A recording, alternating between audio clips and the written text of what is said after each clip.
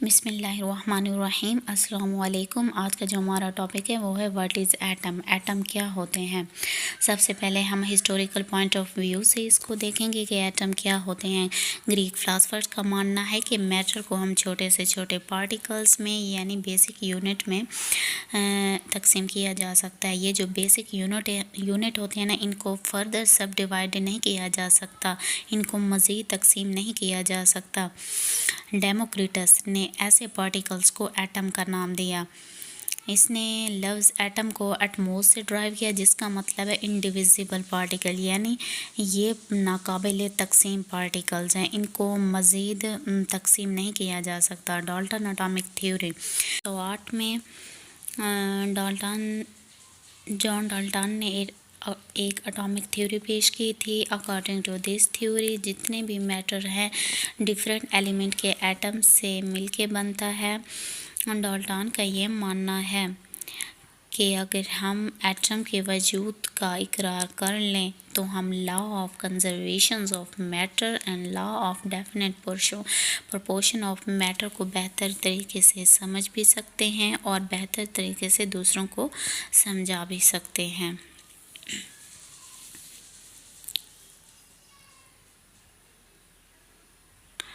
इसके बाद है व्हाट इज़ एटम। एटम क्या है। अब हम एटम की डेफिनेशन को समझेंगे। एटम किसी भी एलिमेंट का छोटे से छोटा पार्टिकल है जो कि केमिकल रिएक्शंस में हिस्सा ले सकता है। एटम को मैटर का बेसिक यूनिट या बिल्डिंग ब्लॉक्स कहते हैं। इसके साथ एलिमेंट के स्ट्रक्चर को बनाने वाला भी यही एटम होता है। अब है एग्जिस्टेंस ऑफ एटम।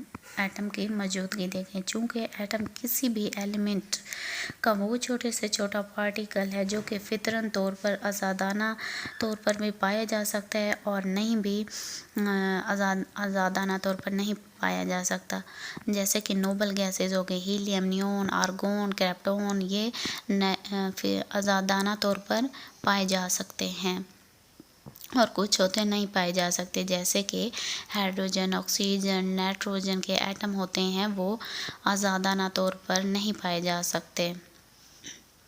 सब एटॉमिक पार्टिकल्स। पुराने ज़माने में ये समझा जाता था कि एटम एक स्मॉलेस्ट यूनिट है, इसको छोटे छोटे फ्रैगमेंट में तकसीम नहीं किया जा सकता, छोटे छोटे हिस्सों में नहीं तोड़ा जा सकता। लेकिन आज की जो मॉडर्न साइंस है वो कहते हैं एटम को तोड़ा जा सकता है, बल्कि एटम सब एटॉमिक पार्टिकल से बना हुआ है, जैसे कि इलेक्ट्रॉन, प्रोटॉन, न्यूट्रॉन, हैप्रॉन, positron, neutrino, antineutrino ETC वगैरह से बना हुआ है। ये था आज का हमारा टॉपिक। अगर कोई क्वेश्चन हो तो आप कमेंट सेक्शन में मुझसे पूछ सकते हैं। तब तक के लिए अल्लाह हाफिज़।